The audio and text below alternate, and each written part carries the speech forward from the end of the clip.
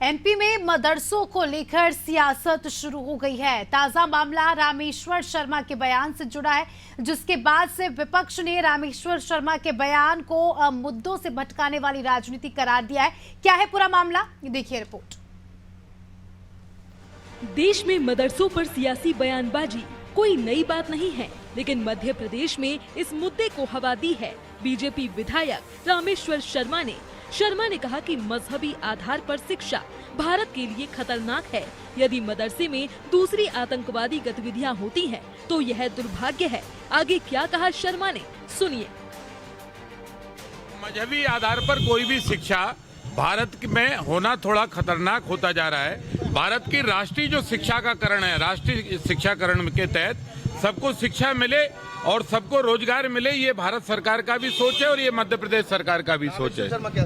हम भी यही सोचते हैं, कोई भी मदरसा अगर वो मजहबी बात करता है और मजहब से अगर वो कोई दूसरी आतंकवादी गतिविधियों में सम्मिलित होता है, तो ये दुर्भाग्य है। अगर मदरसा शिक्षा और व्यक्तिगत उन्नति होती है, मदरसा अगर डॉक्टर देता है, मदरसा अगर इंजीनियर देता है, मदरसा भारत के लिए कलेक्टर देता है, तो समझ में आती है। लेकिन एक अकेली उर्दू के बलबूते पर सब सुविधाएं नहीं मिल सकती, जबकि शिक्षा पद्धति में हिंदी, इंग्लिश, संस्कृत, उर्दू सबका समावेश है। उसको पढ़ो, उसको समझो।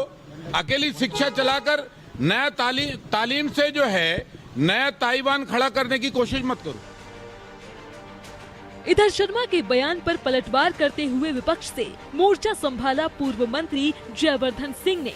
जयवर्धन ने कहा, बीजेपी मुद्दों से भटकाने के लिए ये सब कर रही है। असली मुद्दा नर्सिंग मामला है, जिस पर छात्रों का भविष्य खराब हो रहा है।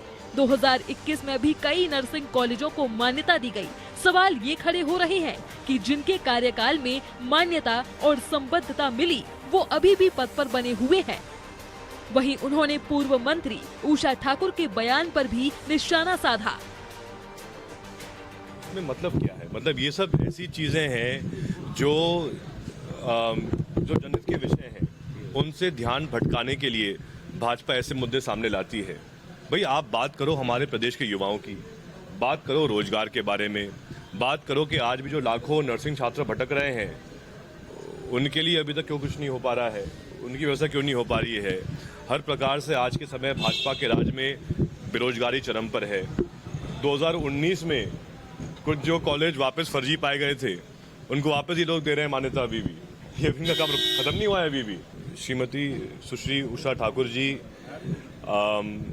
से मैं आग्रह करूंगा कि वो अपने क्षेत्र पर ध्यान दें। वो हमेशा भ्रमित टिप्पणियां करती हैं। मुझे याद है पहले भी उनने एक बहुत ही गलत टिप्पणी की थी हमारे जैस संगठन के बारे में, जो एक युवा समाज सेवी आदिवासी संगठन है। उसके बारे में भी बहुत ही गलत आपत्तिजनक टिप्पणी उषा ठाकुर जी ने पिछले कार्यकाल में की थी। तो इनकी आदतें हैं ऐसी गलत बातें करना। जयवर्धन अपनी बात कह गए, लेकिन बीजेपी भी कहां चुप रहने वाली थी। रामेश्वर शर्मा के बयान और जयवर्धन के पलटवार पर राज्य मंत्री शिवाजी पटेल का बयान भी सामने आया है। उन्होंने कहा कि देश में सबको समान दृष्टि से देखते हैं, किसी को अलग शिक्षा क्यों दी जाए। शिक्षा अगर धार्मिक आधार पर है तो धार्मिक पर ही सीमित रहे। अगर बुरहान वानी जैसे लोग पैदा हों तो ये चिंता का विषय है। उन्होंने कहा कि इस तरह के संस्थान के खिलाफ बात हो रही है, तो मैं इसके पक्ष में हूँ। देखिए, जब भारत वर्ष में हम सारे भारतवासियों को एक दृष्टि से देखते हैं, सबको समान अधिकार प्राप्त हैं, तो किसी को भी शिक्षा अलग से क्यों देनी? वो देनी है तो केवल धार्मिक शिक्षा तक सीमित रहे तो समझ में आता है। लेकिन यदि कुछ ऐसे शिक्षा संस्थान चलाना जिनसे बुरहान वानी जैसे लोग पैदा हों, तो ये देश के लिए चिंता का विषय है। और यदि ऐसे किसी संस्थानों के खिलाफ कोई बात हो रही है, तो मैं तो उसके समर्थन में हूँ। तो एमपी की सियासत में एक बार फिर मदरसों की एंट्री हो गई है। लेकिन जिस तरह रामेश्वर शर्मा के पक्ष में बीजेपी के नेता भी एक सुर में वही बात कर रहे हैं, तो सवाल उठना लाजमी है कि क्या मजहबी तालीम या उर्दू सिखाने के नाम पर संचालित मदरसों को बंद कर दिया जाएगा? और अगर ऐसा होता है तो मदरसे में पढ़ने वाले बच्चों का क्या होगा?